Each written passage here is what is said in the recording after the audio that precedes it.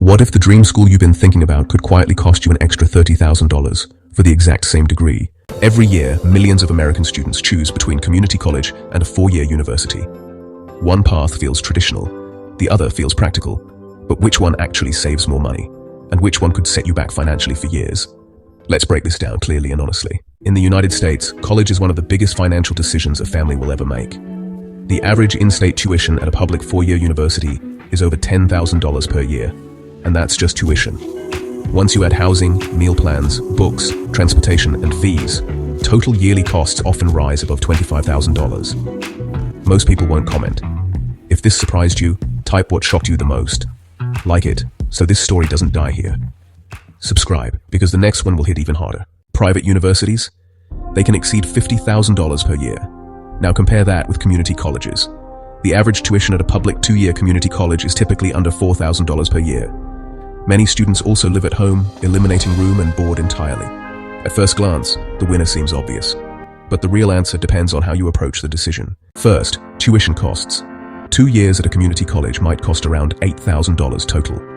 2 years at a public university could cost $20,000 or more in tuition alone. If a student completes general education courses at community college and then transfers to a university for the final 2 years, they could earn the same bachelor's degree while spending significantly less. Second, living expenses. This is where the savings really grow. Living on campus can cost $10,000 to $15,000 per year, depending on the state. Staying at home while attending community college can eliminate that cost. Over 2 years, that alone could mean $20,000 or more in savings. Third, financial aid surprises. Here's something many people don't realize. Some 4-year universities offer generous scholarships. In certain cases, after grants and merit aid, a university may cost nearly the same, or even less, than community college. That's why comparing financial aid packages carefully is critical. Fourth, transfer risk. Not all credits transfer perfectly. If a student takes classes that don't apply toward their bachelor's degree, they may need extra semesters. That delay can erase some of the financial advantage. Planning matters. So, imagine, just for a moment, 2 students in California. Student A heads straight to a public university, lives on campus, and spends about $25,000 per year. After 4 years, they graduate with roughly $60,000 in student loan debt. Now, student B takes a different route. They attend a local community college for 2 years while living at home, spending about $6,000 per year. Then, they transfer to the same university for their final 2 years. Their total cost might be closer to $40,000.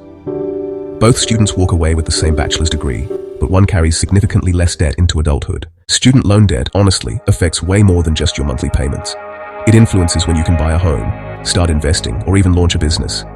An extra $30,000 in debt could mean hundreds of dollars per month for years. But, choosing based only on cost, without thinking about your career goals or transfer planning, can also create some pretty big setbacks. The real goal here is actually pretty simple. Graduate on time, with minimal debt and strong career opportunities. First, compare the total cost of attendance, not just tuition. Make sure you include housing, food, and transportation. Second, confirm transfer agreements before enrolling in community college. Third, calculate your return on investment. Try to estimate the starting salary in your intended field and compare it with your projected loan payments. Community college versus university isn't about prestige versus practicality. It's about strategy. For many students, starting at community college can dramatically reduce debt. For others, scholarships or specialized programs might make a university the smarter financial move. The worst choice? Making the decision without running the numbers. So, let me ask you, if you were deciding today, would you choose the campus experience or the financial freedom? Share your thoughts in the comments. And if you value smart, data-driven education decisions, subscribe for more clear breakdowns like this.